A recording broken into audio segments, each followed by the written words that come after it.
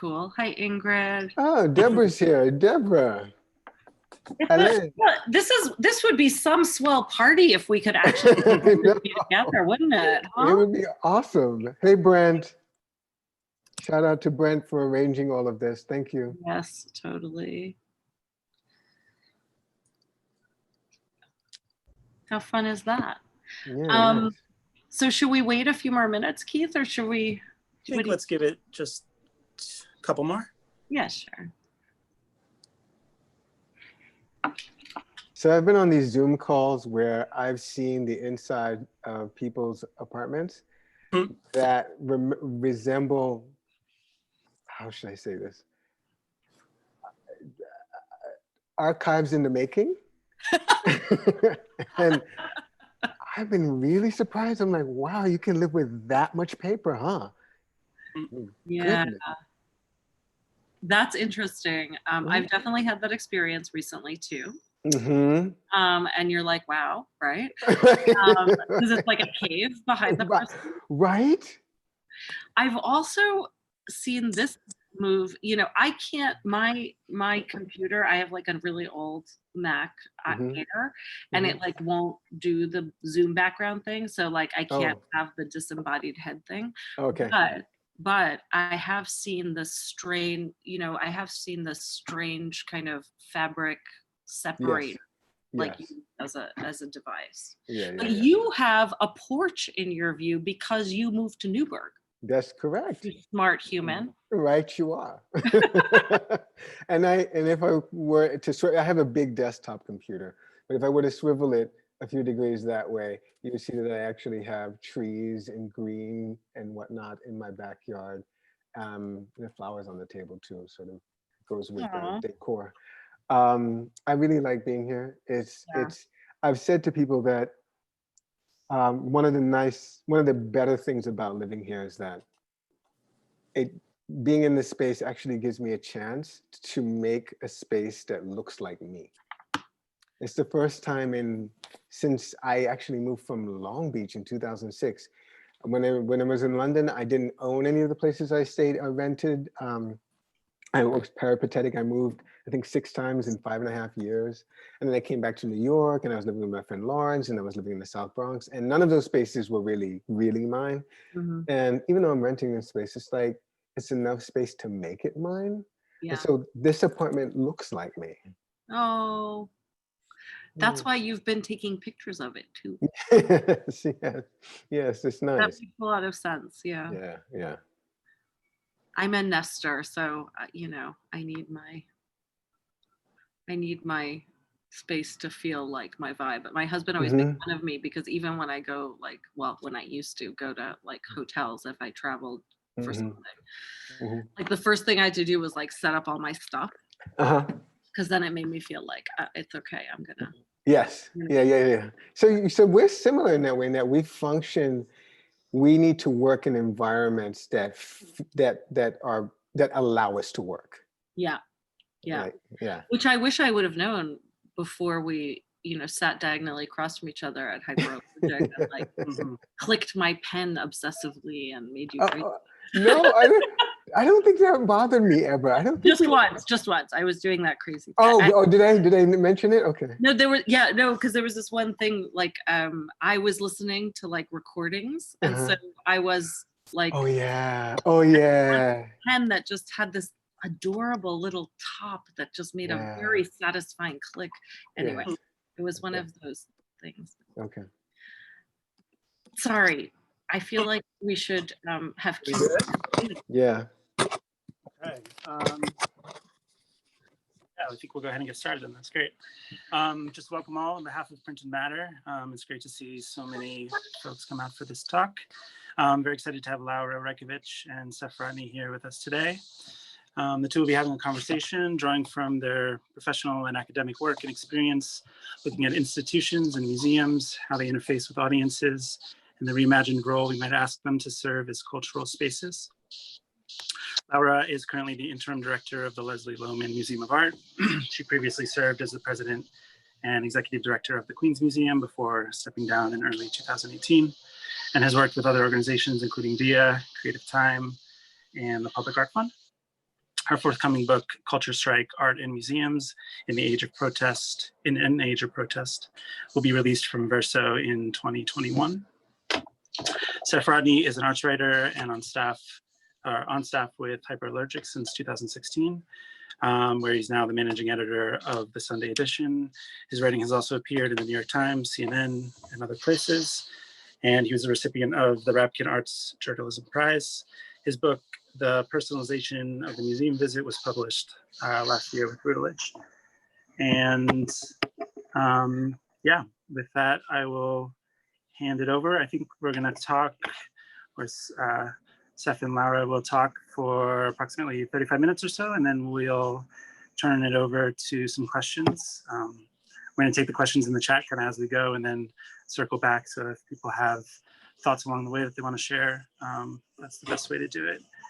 And yeah, thank you to Brent Jones also, who helped us kind of bring this all together. So with that, I'll hand it over. Thank you too. Thank you so much, Keith. It's really lovely to be here, especially with my friend Seph, who we've spent many afternoons kind of talking about all of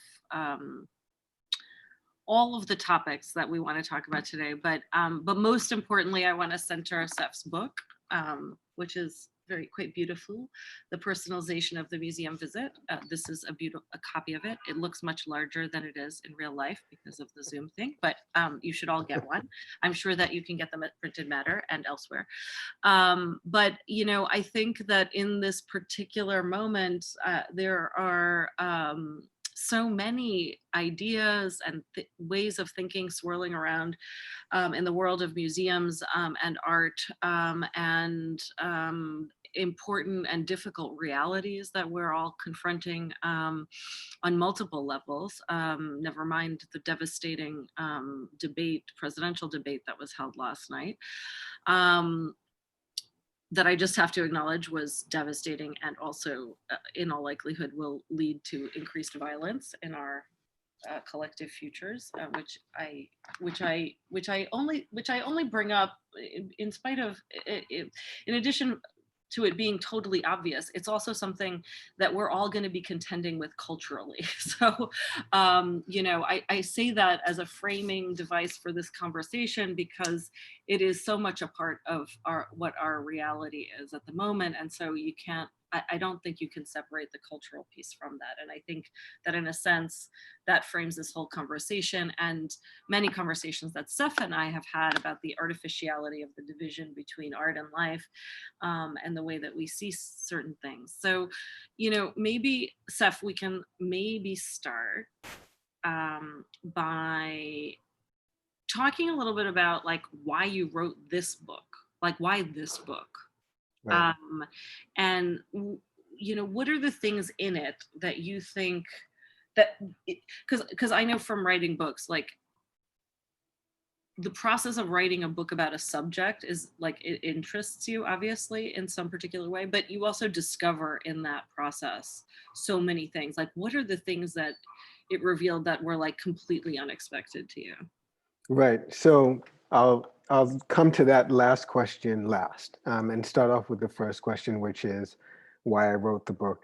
Really, I think I wanted to put my education into action. I mean, I'd spent, and I'm not going to make too fine a point on this, a point of this, but it's important to acknowledge that the PhD process is excruciating. I left LA in 2006, went to London, and then came back to New York in 2010, 11, and then finally got the PhD in 2015. And so that whole time was essentially me having long conversations with my primary supervisor, my secondary supervisor, and all the researchers and theorists and so giants of the museum field, me having conversations with them and being told that my ideas just weren't good enough and weren't sophisticated enough. And it's it's pretty brutal to go through that for 8-9 years. Mm-hmm. but I wanted to know how to carry out proper principled research. That's why I started the degree program. And I wanted to know how to carry out proper visual analysis. And I was taught all that. That I know now how to do these things. I wrote the book primarily because I'd gone through this really prolonged study, really deep and really demanding study, and I wanted to produce something that has to have something to show for it, frankly.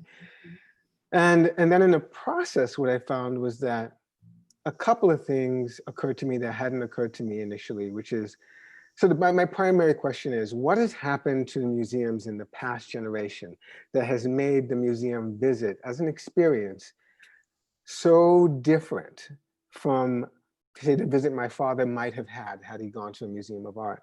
And that is so different from what I have. Like first of all, what are those differences? And then how did they come about? Why did they come about?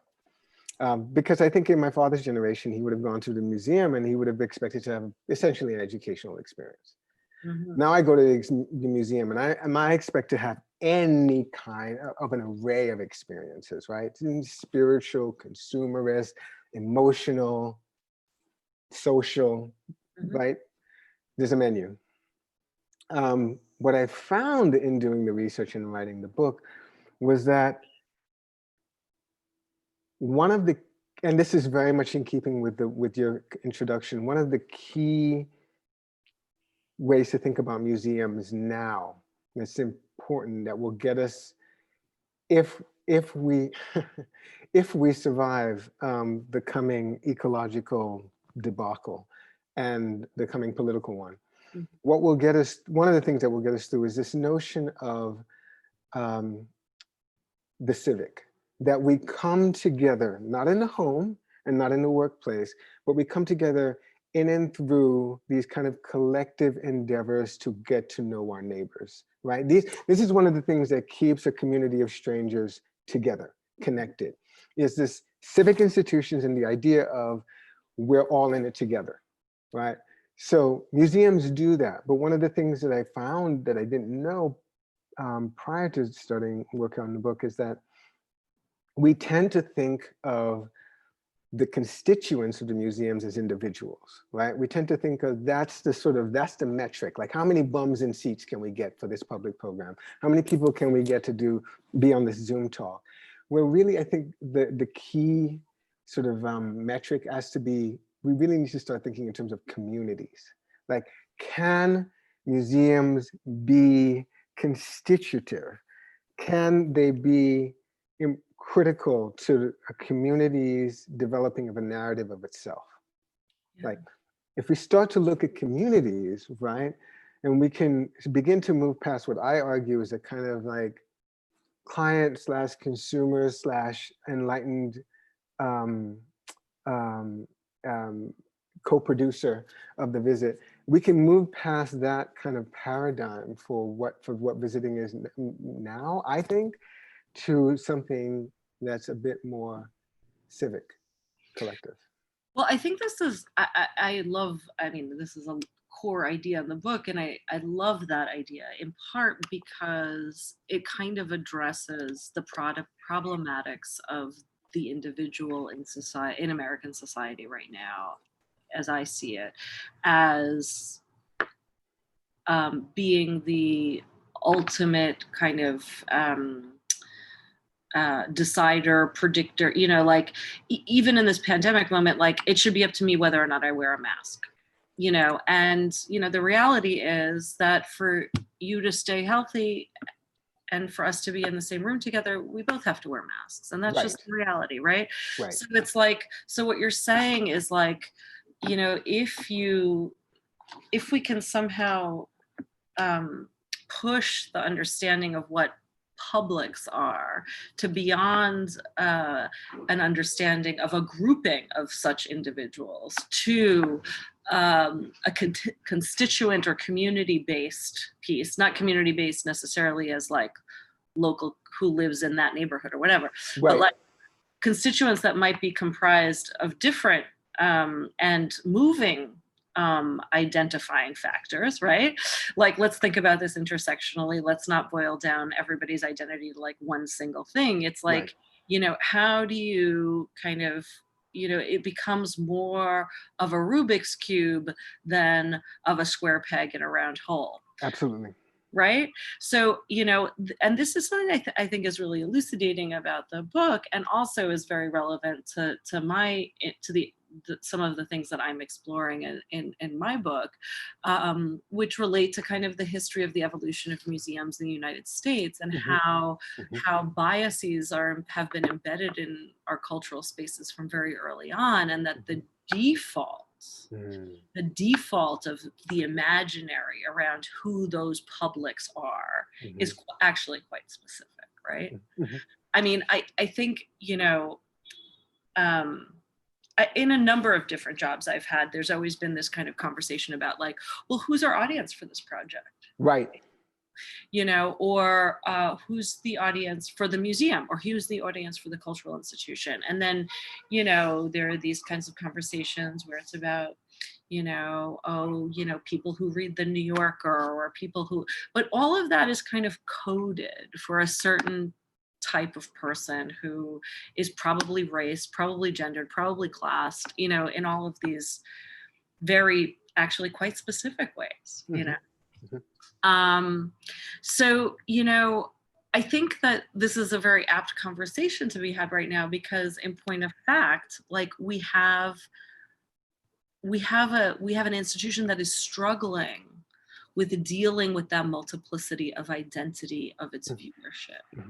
And maybe you can talk about a little bit about that, and how you've seen maybe museums and cultural spaces respond in this moment in ways that either affirm your view of what's been happening, or kind of show how important it is for them to evolve beyond this individual view of, you know, of who the museum audience might be comprised of. Right. So I want to just circle back a little bit to something that you said that was key, which is the idea that the individual is the sort of primary social unit, the primary sort of building block for what we consider our culture or our society. That comes out of a few different philosophical traditions, but primarily for the US of A, I think it's white settler ideology, right? The idea of the lone person heading off into the wilderness, hacking and slashing their way into a kind of life that is hopefully bountiful, where they get to, you know, sell a lot of whatever, or basically create personal wealth. That, you know, manifest destiny is also wrapped up in that, right? For colonialism, capitalism, the Marlboro Man, all wrapped. They all come together in that amalgam of white settler ideology. So that is of a piece with some of museum history. But the thing about museum history too is that in the US, and I primarily based my research on museum in the UK, the Tate Modern, and there's similarities in their histories. But in the museum has always been obsessed with, anxious about the fact that the majority of its visitors are middle class and have been historically. The thing is that that's important to museums, and it's even more important now. So it's not like that's a fact that gets swept under the rug. I mean, Bourdieu, made a series of really deep and enlightening research projects. Love of Art is based on this, about precisely this issue, right? And he was able to show that it through rigorous collection of data, survey data, that this was the case in 1960s Europe, and it still is. And there's my book quotes lots and lots of reports that show that this is still the case. Okay, so there's that.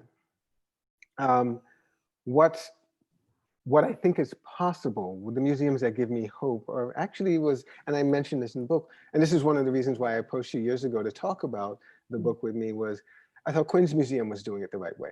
because what Queens Museum was doing was saying, okay, so we're in this neighborhood where we don't have the kind of like, we don't have the first of all, we don't have the sort of financial heft of MoMA, right? And MoMA, you know, they spent close to $1 billion in the, not the last renovation, but the renovation before that one, right? $868 million, right?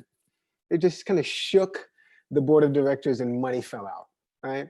Like, that's a different kind of museum. They have a different kind of audience or constituency, which I would argue is really kind of, I think it's kind of consumerist. I think it's just like a sort of the art mall kind of idea is what they enact.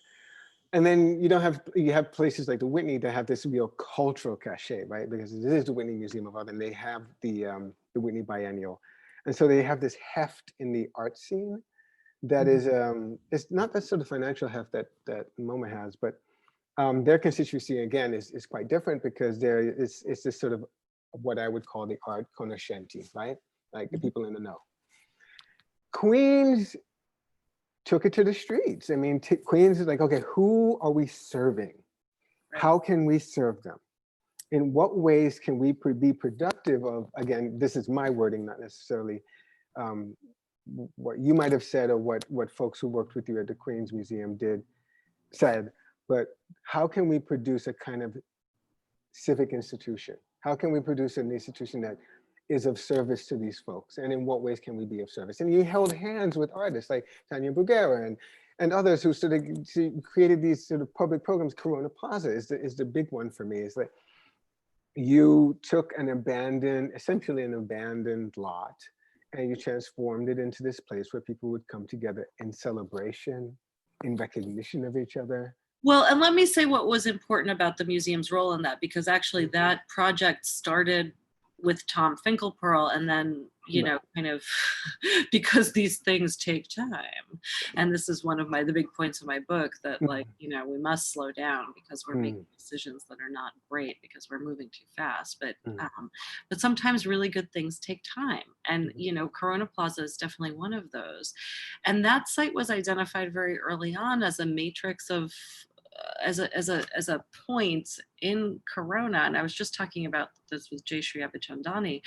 And Jayshree was the first community organizer who was hired by Tom in this kind of incredibly visionary moment of, you know, deciding to make a move that I think is completely transformative if you take it seriously. And that is the idea that going from the idea that the museum is a place that people come to be educated, and that the museum is primarily a voice that educates, to this other positionality, and you can occupy, you know, as an institution, you can occupy very many voices. You know, it's not one to the exclusion of the other, but I think this is a very important move, that in that moment of deciding to do this work that was outwardly focused, that it meant that what it was prioritizing was not bringing the work of the museum into the streets,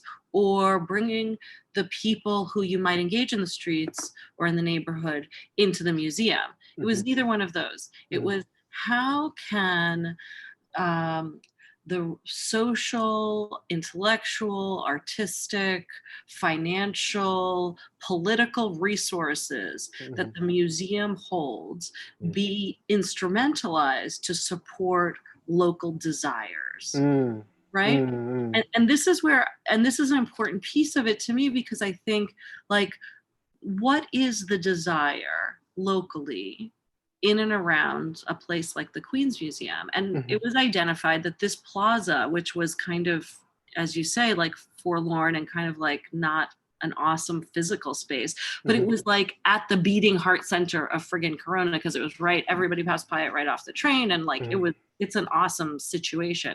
And so, you know, the ability, and there were all of these kind of really local, small, barely, you know, constituted local cultural groups that were just using it ad hoc, right? And so, you know, with a little bit of the kind of cultural organizing that the Queen's Museum began to do, we were able to then, you know, a few generations of community organizers later convince, and through Julissa Ferreras, the local council member with whom we had a very close relationship, you know, kind of mobilize the Queen's Museum's kind of authority and to get the Department of Transportation to renovate the plaza.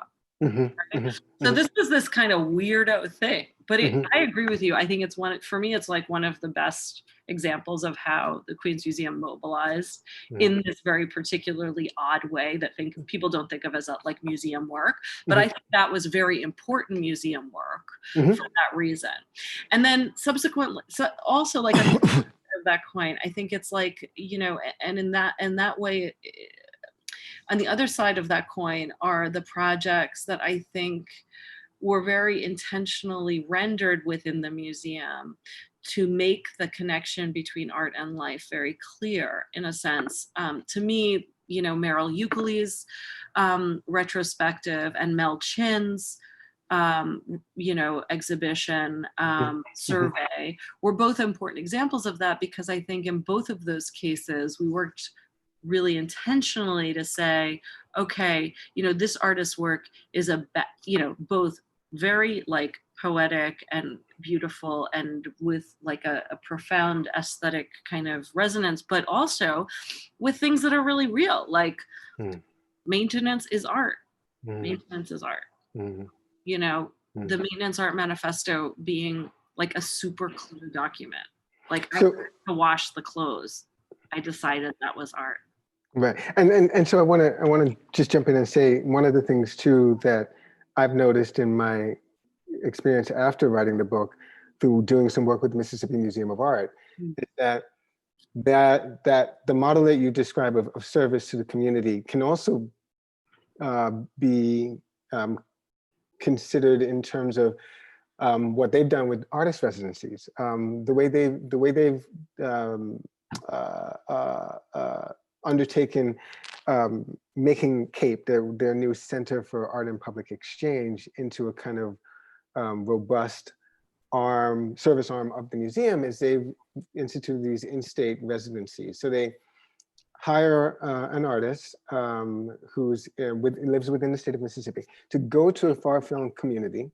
So I just interviewed them because we're working on the publication. Daniel Johnson, Mark Gill Guile went down to, I think, close to the southern border, near where Mississippi borders Louisiana, to work with 360-degree cameras. And he used them in schools, had the people basically just sort of interview each other and take images, basically to just create a kind of opportunity to see around them, literally all the way around them, like what's good in their community, right? So amazing, right?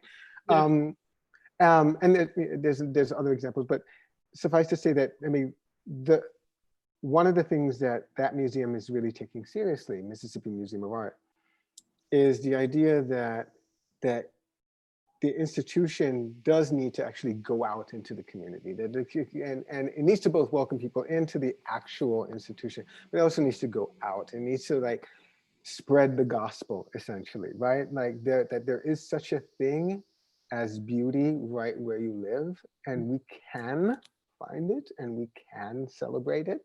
And this is some of the things that art experience in and outside of museums. This is what I look for, like that moment. Well, let me ask you a question then, because I think, this is one like slightly weird example that has been kind of, that I've been thinking a lot about lately. So, when Harlem on My Mind happened, the show that kind of was the first time that contemporary African Americans were represented inside of the Metropolitan Museum of Art, curated.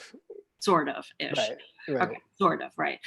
By a white curator, with, sort of some lip service to some kind of, committee that was meant to advise that had some Black folks on it, but not really. And the kind of furor and applause that it got in many quarters, but the Black Arts Coalition kind of making this series of demands, including that the that the Met redistribute its collections in neighborhoods, right? You know, and this idea that, you know, an august cultural institution like the Met could in fact do this, like could actually set up kind of, you know, or work with libraries and have, you know, the works displayed in local libraries, because that infrastructure already existed. Interesting idea to me anyway. And then sort of the criticism I found interesting of the Los Angeles County Museum of Art when they made a similar proposal, actually. I mean, they didn't make, I thought it was very interesting. They didn't make reference to the Black Arts Coalition, but they talked about bringing works from the collection. And this was kind of in the wake of the criticism of the size of the building and how smaller the new building and all of that. And I just wondered, like, what do you think about that? To be honest, or do you think about it? You may not have thought about it. I didn't before now. I didn't think of it much, but from the little that I know of that controversy, what I think needs to be part of the conversation is that, and I just think kind of most people involved need to own up to this. Like, museums carry a lot of baggage. So they come to the table. I think some people come to the conversation with museums kind of ready to like take out the pitchforks and torches. Yeah. Like that seemed to me, you know, if we take that proposal as done in good faith, that seemed to me to be actually what museum education programs do. Right? They take the art to the kids and they say, hey, look, there's an entire world here, right? And they basically leave a trail of breadcrumbs, right? There's an entire world back here that you can come. And I want to say this, and this is really crucial, as elitist as art museums have been historically, and yes, to a great extent continue to be, they still are wonderful oases of meaning. The first time I set foot in a museum, first time ever, I was 16 or 17, and I went to MoMA, and it was a class trip. And I had grown up in the North Bronx in a very, very Jamaican immigrant, working class, aspirational immigrant Christian household. So I saw nothing of visual art that wasn't on ABC News or NBC or CBS, right? Nada. And I went into a museum and I saw Louis Bourgeois. I think the piece is called Sleeper 2. And I saw Umberto Boccioni, Unique Forms of Continuity in Space. And the triptych, Those Who Go, Those Who Stay, and the Farewells. And I was astonished. It was life-changing, literally. It was life-changing, right? So from then on, I mean, I think I've said this before. There's a poem by Mark Doty, I think called Ararat. And he has this great line in it. It says, though my childhood became a sheet of darkening water, I was Noah and I was his ark, and there were two of every animal inside me. Like, I felt like in some ways, like everything I saw in that museum, I took and I placed inside myself. Like Noah's Ark, and they survived in me. And so that possibility still exists. And I think that when museums make good faith efforts to extend those possibilities to other folks who might come from the kind of history I came from, like, that's a good thing. Like, genuine, like, it can be done badly. Yes. Sure. Everything can be done badly, but if it's, I on the face of it, it seemed like a good faith effort to me. Yeah. Well, I guess that leads me maybe to another conversation of a much more recent vintage that I thought we might talk about as a way to kind of get at some of the kind of power dynamics that are at play. Because I think what you're saying about, you know, the history of institutions, and it's funny because I just got off a phone call with an artist just before, you know, talking here, and we were talking about kind of like the biases that are inherently embedded in different museums because of their histories and their individual DNAs. And that while you can't ever, you know, you're not going to erase that DNA. I mean, institutions change over time. That's like, I mean, healthy ones do anyway. But that, you know, there is always going to be that thing embedded. And I think that's what we're talking about, you know, like there's always going to be that thing That's always there, you know? And, you know, I think you just have to be really clear about it, and just, and it has to be like an unsentimental kind of just very clear acknowledgement of that history. And it's not that complicated, guys. Amen. Amen. It's not that complicated just to own it. And also to then be really intentional about ways in which you might be undoing that or trying to remake it, you know, for, you know, to go forward. Precisely. And so, you know, I've been thinking about this a lot. And of course, you know, this thing with the Philip Guston show at the NGA, you know, has come up, and you know, I've got a lot of feelings. But just to say, like, I think it's a really interesting example of, you know, what museums do right and what museums do wrong at the same time. And they can be encompassed anywhere. And so I don't know, I thought maybe I'd share a few of my thoughts about what I think is interesting about the Guston situation. And then maybe you can respond to that, because so, you know, when I first read that it was being postponed, I was like, oh, that's interesting. I hadn't really been following it. I didn't really know the show was meant to open, you know, already this summer.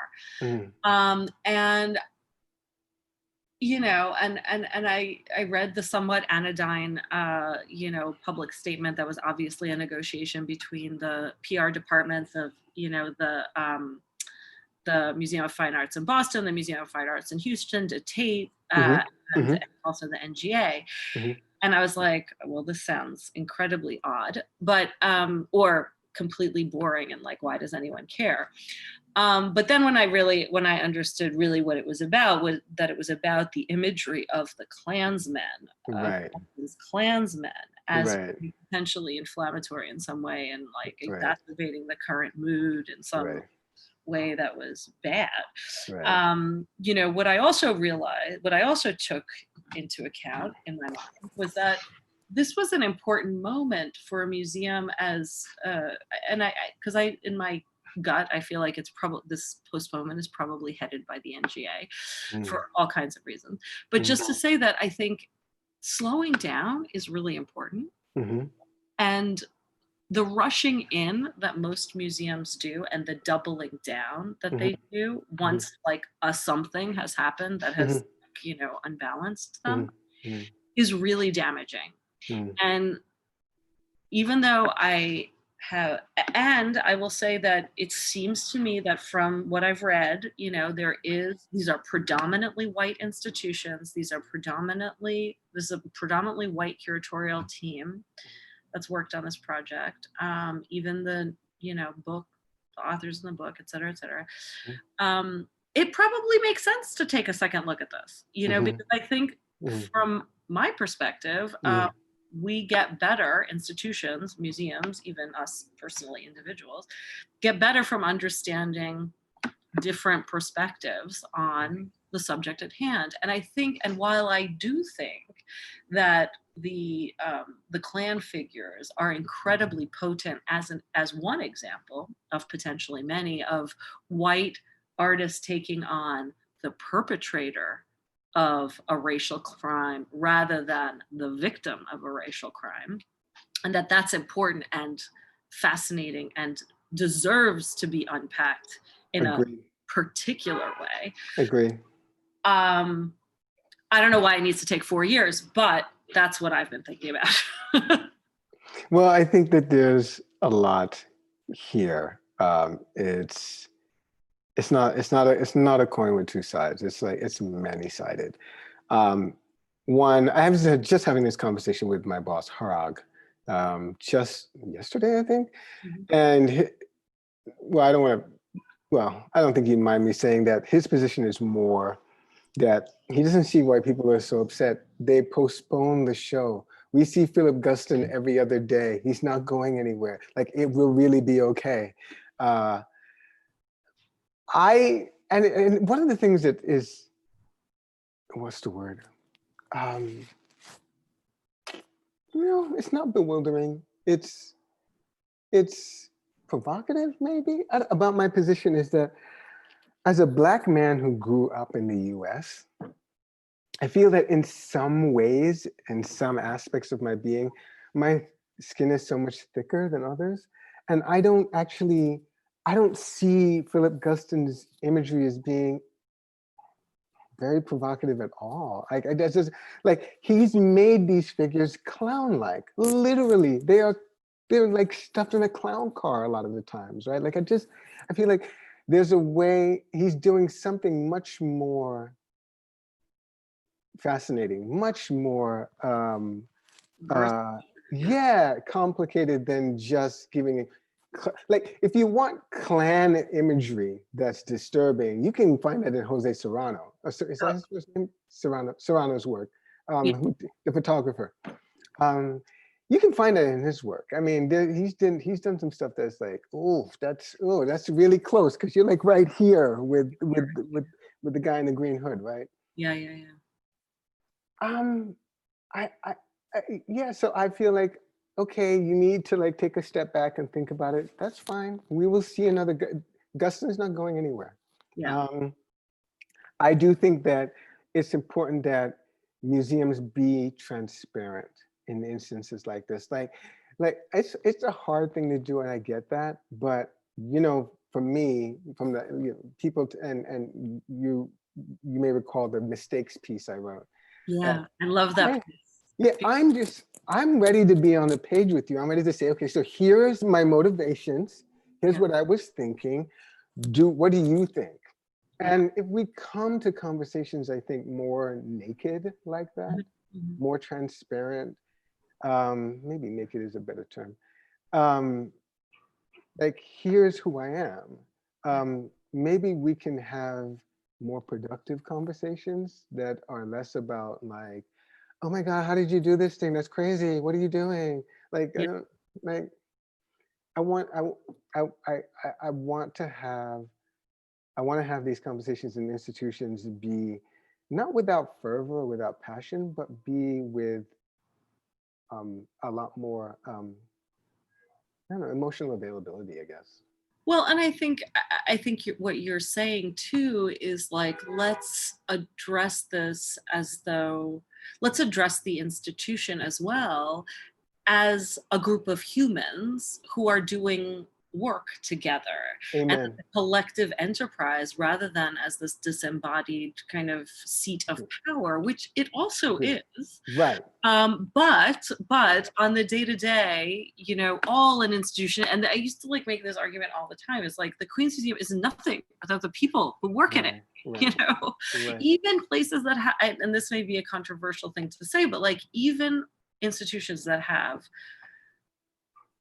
super valuable collections, I mean, do they really exist in a sense without the people who are there to facilitate that in some and embody that institutional memory, right? Like when you talk to curators, when you talk to registrars, when you talk to visitor services managers, when you talk, like they're the ones who carry forth the story of that institution, right? And to a great extent, yes, the institution doesn't properly exist without them. Right. And so, I think that that's also that is a shift that I feel that you're trying to advocate for in this kind of idea of the customizable museum, right? Just coming back to your book a little bit, and because I do think that this push, and I think that for so long I've looked to education departments, as you kind of pointed out, for the kind of real flexibility within the institution, this kind of this way in which we imagine the most accessible pieces of museums is like, in some ways through those education efforts. And also where the most experimental work has happened, where like weird shit can happen that like, might not happen in a curatorial department. But I want you to explain what you mean by a customizable museum, because if folks haven't read the book, they might need that. Okay, cool. I'm glad to do that. I just want to do a quick shout out though that Deborah Cullen Morales just pointed out that it's Andre Serrano. So thank you for the correction. That was helpful. So what I mean by customizable visit is essentially now a visitor can come to a museum and have, because so there's a little bit of museum history to sort of set this up. So what's happened in the previous generation, I think, is that a couple of really key developments have happened in the museum slash art fields. One is the explosion of the sort of marketing revolution, right? And now museums, you know, market themselves in all kinds of ways. I mean, they do it through stuff that they sell in the gift shop, but they also do it through advertisement. They also do it through things like inviting people to take pictures and then hashtag them and then put them on Instagram and join in and then have it broadcast in the museum and la la la.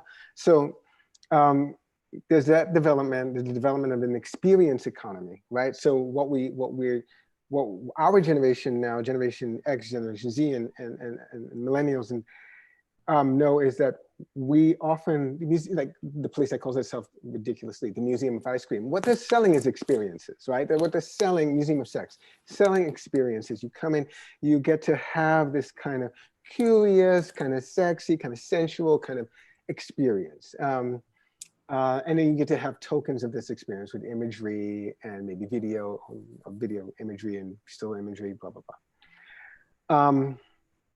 And at the same time, there's been a development in the museum field of a thing called, better known in the UK as the new museology, which is the idea that the visitor is really at the center of the museum's raison d'etre, its reason to be, right? As opposed to caring for a collection, as opposed to the conscious sort of formulation of public knowledge, right? It's about the visitor. So all these things kind of come together in the last 25, 30 years. And what you have now is you have the option of going into a museum and just having, the museum essentially becomes a backdrop for you to have a social experience. So you can just meet friends there for coffee and hang out in the Ace Cafe, right? With a museum attached. Like you can just do that. Or you can go in and you can have like a completely consumerist experience where you just, like, I've done this. I've gone to like, well, I don't know if MoMA still does, but I remember like 10 years ago, like MoMA has like great gifts in the gift shop. So I just go there just to get Christmas presents for friends, right? Yeah. Or Tate. Or you can have a really spiritual experience. Like when I've gone and I've just spent, 20 minutes sitting in front of Vera Heroicus by Barnett Newman, right? And just like deeply, deeply falling into that thing, into that painting. Or I can go there and have a deeply intellectual experience where I've walked through Tate and I've been I've been challenged to deal with a piece by Anish Kapoor on one side and a painting by Barnett Newman on the other, and like try to figure out like how they are talking to each other through me, right? And the ways that museums market themselves now is they say you can come in, and it's done in through a variety of ways, through surveys, through advertising materials. They basically say to the visitor, you can come in, you can have any one of these experiences. We want to hold your hand, metaphorically, and figure out what you want, and then give that to you. That's marketing 101. They want to not just give you a product, they want to produce desire in you for something, right? And then have you co-produce that with them. So this co-production, co-creation of exhibitions is a relatively new phenomenon, and it's really come into prominence, I think, in this previous generation. That's what I mean by, in this last generation, that's what I mean by the customizable visit. That you can customize your experience with the museum to a great extent. But so let me ask you a question. So where do the museum's biases, inherent biases, get in the way of the customizable museum? Like where do those things like where do those two roads cross?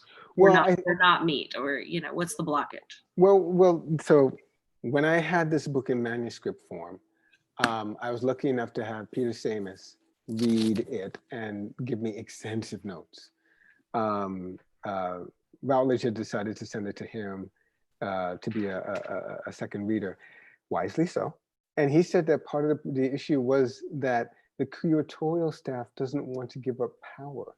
The curatorial staff does not want to like constantly be in conversation with education or be in conversation with marketing to like, sometimes what the curatorial staff wants to do is they want to empty their heads into an exhibition space and take a visitor through that experience, right? Like that knowledge, and to be fair, in many museums, the curatorial staff has spent a great deal of time and intellectual investment in crafting shows that are deep and invigorating investigations of an artist or a group of artists. Great.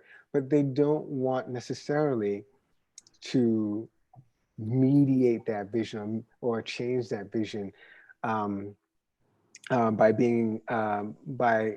having to talk to marketing about what certain audiences are looking for, by having to talk to education about how certain captions needed to, or wall text needs to be written, kind of thing. So there's internal, that's where the biases come in. Like there's internal struggles within the museum itself, within the institution, for who gets to do what and how they get to do it. Yeah, and I would say that struggle plays out in the audience, in the relationship with the public. Yes. In some very interesting ways. And one of the things that I'm really fascinated by, because I think people bring all kinds of knowledges to institutions, and, and I think, whether they work there or whether they come as a visitor. And what I think is super interesting is like, I'm with you. I think that there is some really amazing stuff that comes out of the curatorial voice and department, and I think that's I personally am interested in that. Mm-hmm. There are other people who aren't so interested in that. Mm-hmm. And I think the museum can be a space for people who aren't so interested in that, like the primacy of the curatorial voice as well. Mm-hmm. We have to, like, as museum people, we have to like create a space for that knowledge to be honored too. Mm-hmm. Mm-hmm. And I think like for me, it's not a question of like, well, it's either the curatorial voice or the other thing. It's like, well, how do you make available a variety of different registers mm-hmm. for people to interact? And it's interesting because when I was towards the end of my time at the Queen's Museum, we applied to the Mellon Foundation to do this kind of total redo of like, rethinking interpretation from the mm-hmm. bottom up, mm-hmm. and I was really excited to dive into that because my thing was, how exciting and interesting would it be to kind of reimagine the way that we put text on the wall, or whose text we put on the wall, and not to the exclusion of the curators, because I think mm-hmm. their voice is important. But what I realized being at the Queen's Museum, particularly in a place of such literal linguistic diversity, is that even if you translated the curatorial text, even if you wrote it in a really straightforward way, it would still by necessity have to include certain ways of talking about the work, because it has to participate in this curatorial discourse, right? Mm-hmm. This large thing. Mm-hmm. Otherwise, it's not doing a service to the field. It's not doing a service to the artist. It's not doing mm-hmm. all kinds of things that it needs to mm-hmm. do, right? Mm-hmm. So no matter how much you translate it, then, like, that's not going to really cut it. Agreed. So what you need is to have other voices. Agreed. Kind of presenting, and it has to, and in this sense, I'm interested in this, customizable thing, because you can maybe ignore the curatorial text, and if you want here, I don't know, whatever, like some other version, an artist who's been engaged to kind of reflect on what their most favorite artwork in the room is, or somebody from the teen program who is like talking about their experiences of the exhibition or something like that, and maybe it's in their first language and rather than in the dominant tongue of the museum. So in any case, like I think there's so many options, but the reality is that kind of cultural production has to be layered and held up, because it's not prioritized necessarily, or hasn't been historically prioritized. So I find that piece like that's a really interesting place to experiment in my book. Agreed, totally. And by the by, I was party to an experiment that took place at Tate. It was one of the younger curators, I forget his name. I want to say it's Simon something, but he invited people to come in and for a day, rewrite the captions and he asked me to use poetry. So I was able to actually like rewrite all the captions in a particularly small gallery with poetry. And then we took surveys, did the survey thing where we asked people like how they responded. And of course, most people were like, well, I didn't really notice, or, oh, that was kind of nice, or, oh, you know, kind of interesting. I just have to put a parenthesis. So you've been like quoted, but like most people won't know about you that before you became a PhD candidate, you were a poet. I was for. I mean, you are still a poet in my book, even though you deny this. Thank you. Seph is still a poet, just everybody. Thanks. Like in my early 20s, I took a workshop with Martha Rhodes and I studied for several years. And before I went back to undergrad and then got an undergrad degree in English and then did an MFA in poetry, then did a research degree. So it's like I'm very poised. I'm very well positioned to do the job I do. I do want to say too that I was having I think I may have lost the thread of this, but what was it we were saying that about you were talking about the poetry that you wrote for the label. Yes, experimenting with captions, that's right. And one of the things that I have these great conversations with my boss Harag Vartanian. One of the things that Harag was saying to Harag the other day was that he was saying to me actually, was that the more art criticism he read, the more it felt like he was just signaling to each other. Like it's a lot of like, and let's be clear here, not virtue signaling, but more like signaling our education, our status, or, you know, this is what we know. And there's a way in which captions can do that too. And this is the point I want to make, that yes, let's include more voices. Let's include poets. Let's include artists. Let's include politicians. Let's include like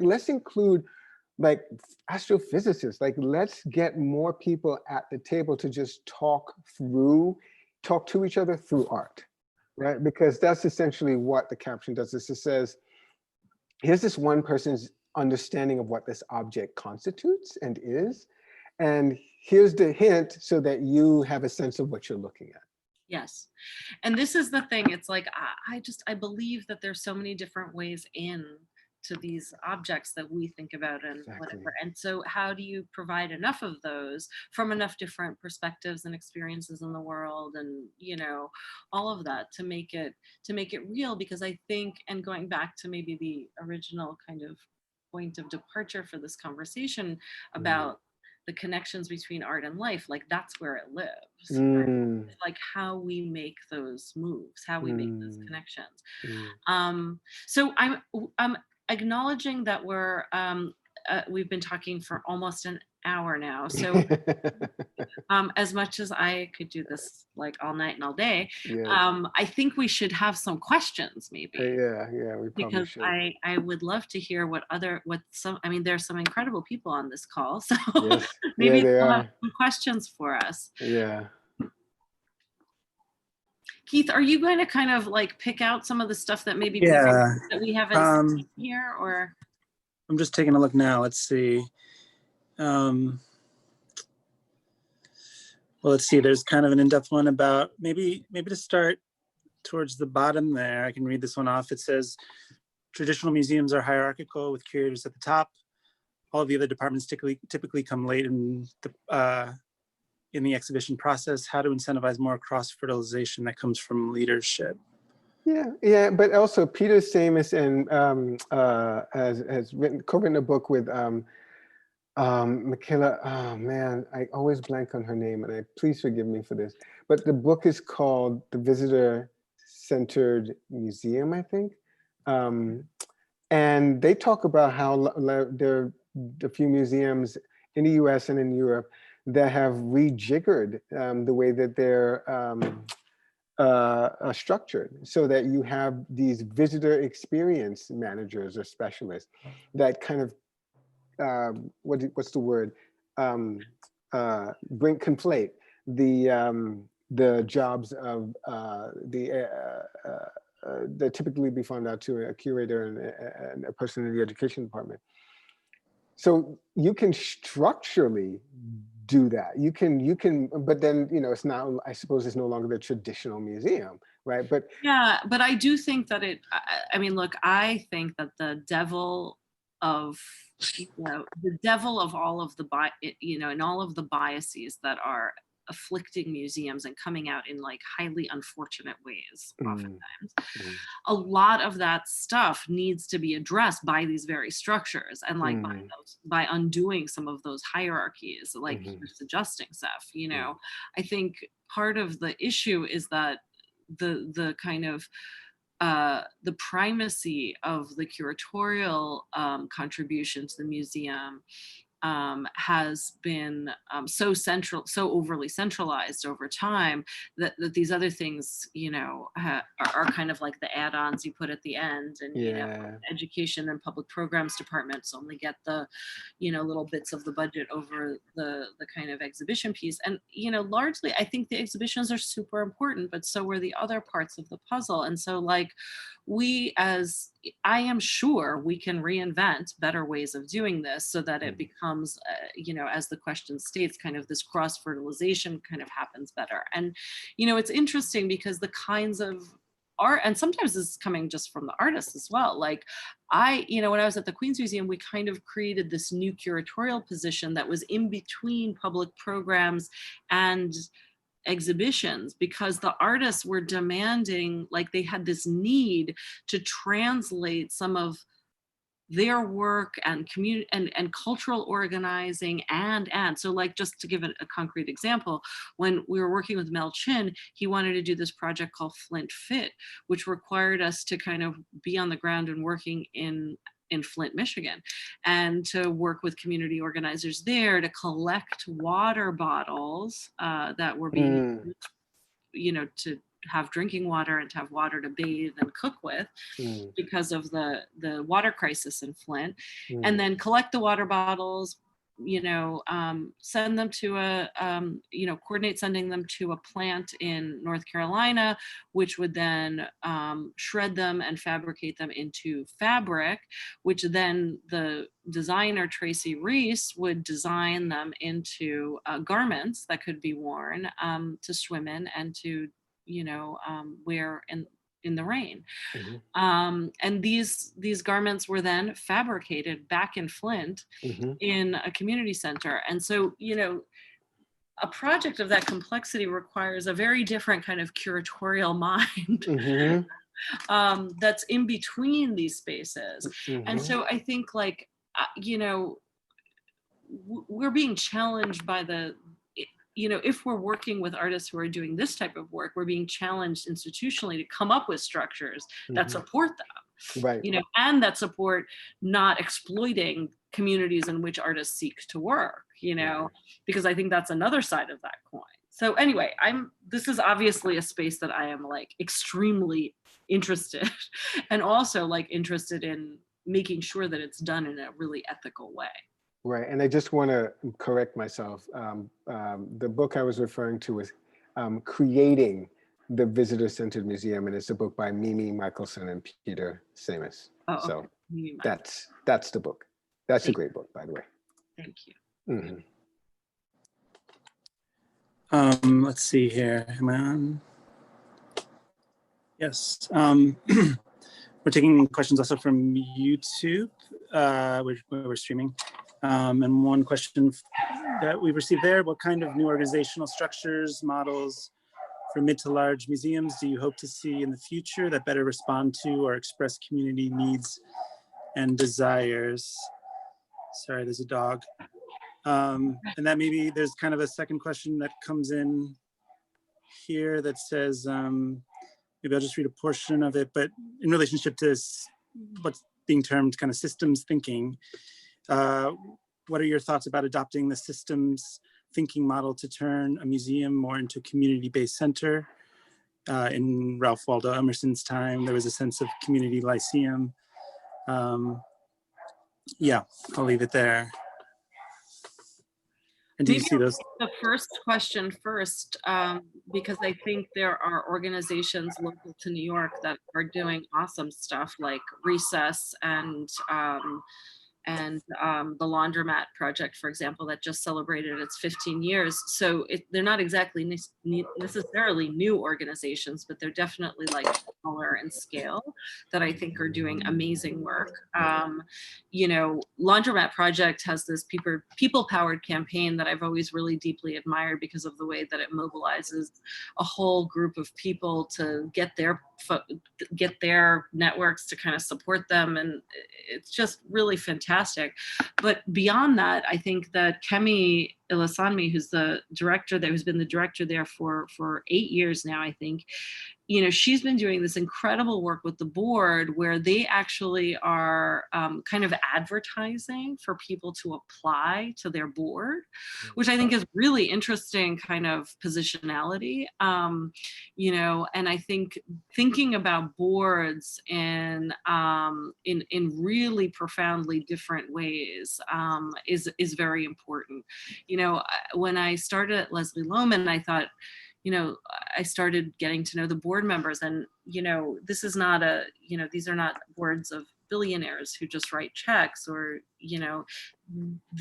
what I think is very interesting about Leslie Loman's board, for example, and also what Kemi's doing and what Allison Weisberg is doing at Recess, is thinking about the governance structures of the institution within the framework of what the goals are for the institution to achieve. Right. And that this is like like how you structure the board is actually like a mission driven question. I really think that there's something about the diversity of experiences of those who are on boards being able to help in governance in ways that the monolithic kind of experience of folks on boards doesn't. So like, just as an example, there on the Leslie Loman board, there are journalists, there are artists, there are, real estate banking type people, there's a medical doctor, there's a, so it's just, and what's been fascinating, not that there aren't issues, like anywhere else within the board, but like, I think that there's just sort of a healthiness to that. And I have been very encouraging, even though my time there is sort of temporary, I've been really encouraging this Leslie Loman board to kind of preserve that, and to create other like income generating councils and other things in a separate column, and to preserve this kind of very diverse group of people who are overseeing the actual governance of the institution, because I think that's really healthy. So I'll just maybe I'll leave that piece, and I don't remember what the second. Oh, that was about. I don't know. It was about systems thinking, which I don't really know very much about. So. Yeah, I don't either. Sorry, we can't. Yeah. But I don't know, Seph, if you have particular institutions that you think are doing a really good job in this. You know what? What I realized when that question, now that I'm considering the question, now that it's been posed to me, is I don't do a lot of thinking around institutions. I really don't. Like, I find myself, a lot of the writing I do, and the writing is a kind of thinking, a lot of the writing I do is around exhibitions, is around initiatives, is around sort of movements and culture. But I'm close to the Mississippi Museum of Art because I'm on their advisory council, and I've been doing for about a year and a half now. I've been doing a long-term writing mission with them, so I'm very aware of what they do and how they're really restructuring themselves to be oriented primarily to issues of social equity and social justice, through the display of art. And I think I just those are the things I pay attention to. So I'm not really the person I'm not doing a lot of investigation of up and coming, out of the innovative new institutions. Yeah, and I suppose I'm just really interested in trying to shift old ones to do kind of new things. Yeah. Yeah, but and I do think that there are lots of interesting models out there, you know, and I think looking to how institutions are rethinking the ways in which they might address their operations, their like really basic stuff is really important, like human resources, you know, like really stupid things. Do you post a salary range on your job listings? Right. Do you have paid internships? Do you have paid internships? I mean, these are super basic. Yeah. And then there are like, you know, more complicated things with boards, like, you know, are your whatever funds you might have that are invested, are they invested in socially responsible funds? You know, like, and these are relatively easy things to do. It's like every investment fund has a socially responsible investment fund. Yeah. Ask questions, you know, like Right. find out. That's so easy. Is your staff committed to anti-racism and equity? And how are you kind of framing that? How are you building a scaffolding to embody those priorities in your operations? And then, yeah. and then do you have some sort of regularly scheduled sort of intellectual emotional check-in vis-a-vis gender and race and ethnicity sensitivity? Like, is there a mechanism for you to at least like check yourselves, like to say every once in a while, like take your temperature, check your pulse rate, like how are we doing in this regard? Because my thing is like, it's not enough to have had a sensitivity training session like 5 years ago. That's not it. That doesn't cut it. Well, and I also think that those trainings can be useful at a certain level, but they also have to be like an ongoing thing, right? Precisely. So like, you know, I think that there has been a lot of discussion, you know, about people making these things public. And I think that's important for accountability's sake, you know, but at the same time, it needs to be part of your practice. Like, it's not about, yeah, I mean, it has to be part of your practice to address these questions. And I think that's what you're saying, Seth.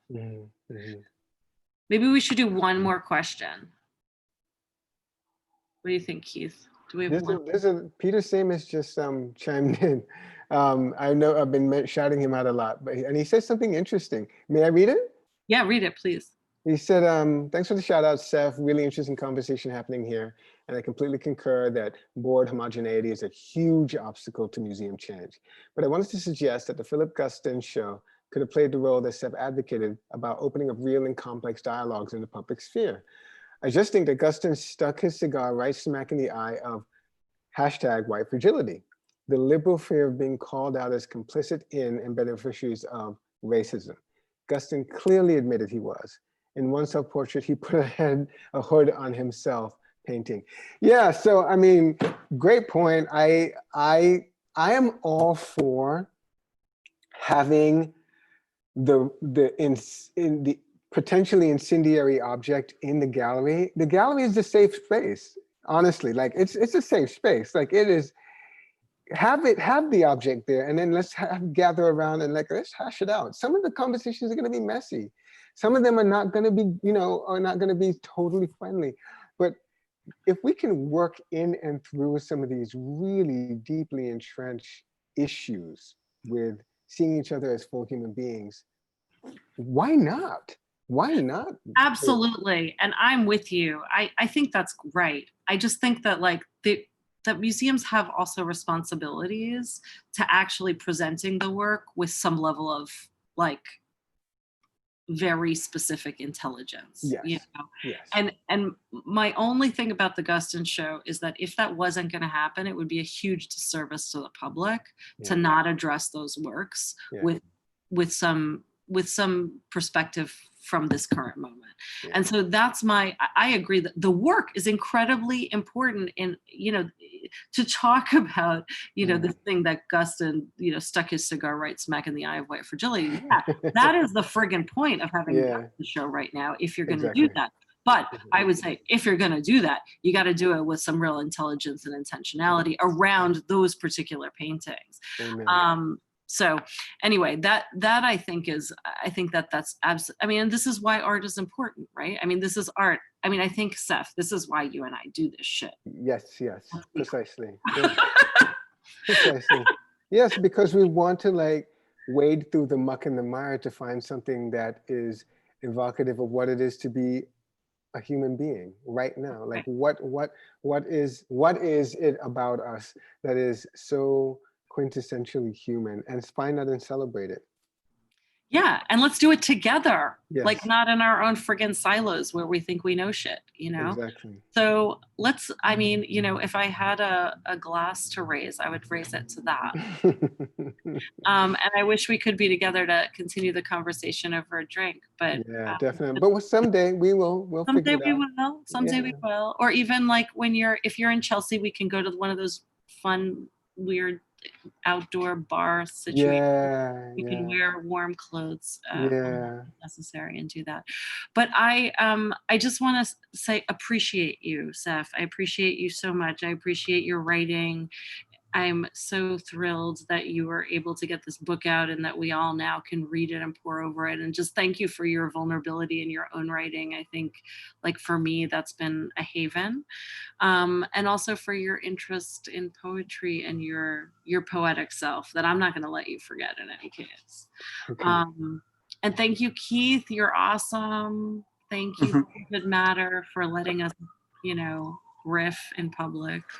Yeah, that was fantastic. Thank you both so much for everything. Such a wide-ranging and really in-depth conversation. So our appreciation.